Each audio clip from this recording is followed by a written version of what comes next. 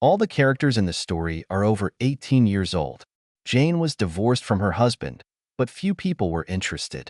So when she moved to a nice little town on the East Coast and got a job at the mayor's office, she was received friendlier than she could have expected. Thanks to the help of the mayor, Patrice Erickson, she rented a charming cottage for a long time, right on the shores of the Atlantic Ocean. Soon, her son, Jack, moved here. Jane assigned him to the local grammar school. Patrice helped her with landscaping and getting to know the residents of the town. But even to her new friend, Jane did not tell what made her trade New York for a provincial backwater. Jack Marsh has already turned 18. He was a tall, thin, and rather attractive young man with a closed character. He was interested in basketball, not girls, so he did not make friends at his new school, but this fact seemed to sadden him a little. Since he studied quite well and did not come into conflict with either teachers or classmates, Jane was calm. Therefore, when one day he came with an impressive black eye and a broken cheekbone, my mother was scared.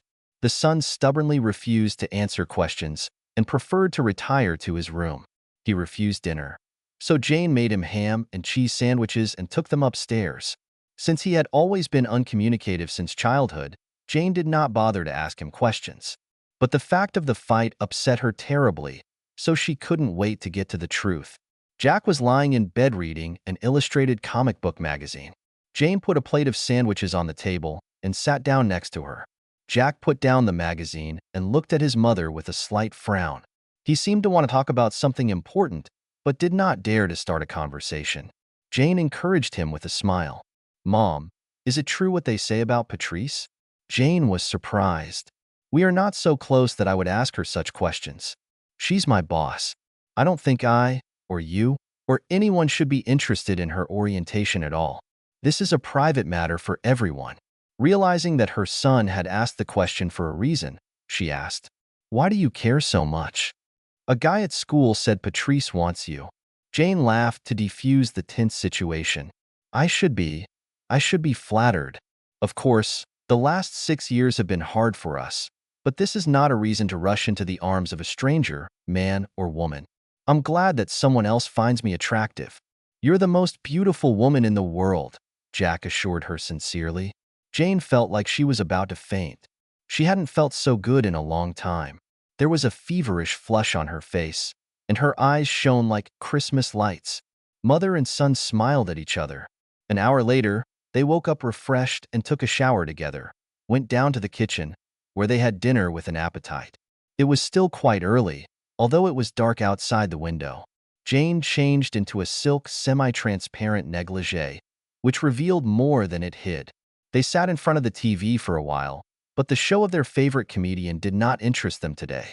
Therefore, very soon, they made love again, right in the living room, to the stupid jokes of the actor. "You're not going to hide your feelings from me anymore?" Jane asked. "Never," Jack promised. "You are my favorite in the whole world. If I can't trust you, I won't trust anyone." The next day, when Jane entered the mayor's office, the secretary reported that Patrice had called her to her office. Picking up her current affairs folder, Jane headed to the chief's office. But Patrice's gloomy face instantly discouraged her from having fun. "Has something happened?" "What is it?" she asked anxiously, having received permission to sit down. "You know better. If the Democratic Patrice called her subordinates you, then expect trouble." "I don't understand," Jane confessed sincerely, although a sense of trouble crept into her soul. "I heard about the mess your son made at school. I felt guilty for not admitting to you some of the peculiarities of my own orientations." Yes. Everything you've heard about me is true. I wanted to apologize and went to your cottage. Should I continue?" "I don't think it's worth it," Jane blushed with shame. Most of all, she wanted to sink through the ground. The boss's voice burned her heart. "You did this to your own son," Patrice said flatly. "It's reprehensible, but will you fire me? I am not a god or a judge, but I would like to avoid a scandal. Won't you tell me?" "I really like you, Jane," Patrice chuckled, seeing the woman across from her flinch. "And I think that you deserve respect for the feat that you accomplished 2 years ago." Jane turned pale and stared in horror at the impassive Patrice. "Do you know? My brother works in the prosecutor general's office. He was one of the accusers at the trial. But why? In the sense, why did I hire you? I like you, Jane. Patrice smiled bitterly. You are be frank. But I can't accept your offer.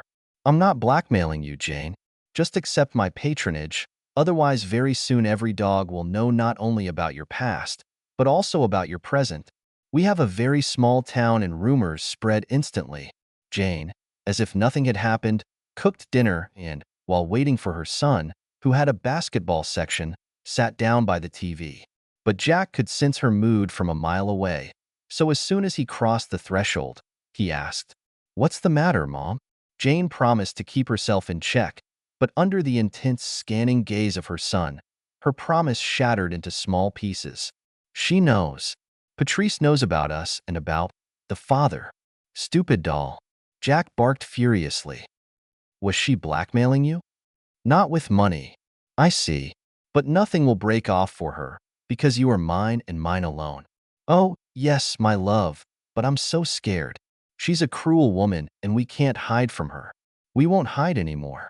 I'll sort it out tomorrow. But how? Don't let it bother you. Jack suddenly smiled, so confidently that Jane did not doubt that her smart son would figure out how to escape in a desperate situation. She calmed down enough to offer him dinner, but he had another treat in his head. I want you to show me how you girls please yourself, he said. Are you ready, honey? She whispered. Their union was so harmonious that it seemed to be made in heaven. Jack skipped school, dealing with a problem called Patrice. This woman immediately seemed to him too friendly, if not to say mawkish. Yes, she helped them at first, but not without malice. Jack couldn't even think of sharing his mother's affection with anyone else, so at all costs, he had to get rid of her attention. Patrice was working from home today, which made Jack's task easier. He had come uninvited, but it was unlikely that she would refuse to accept him. Patrice did not expect his appearance and immediately became wary.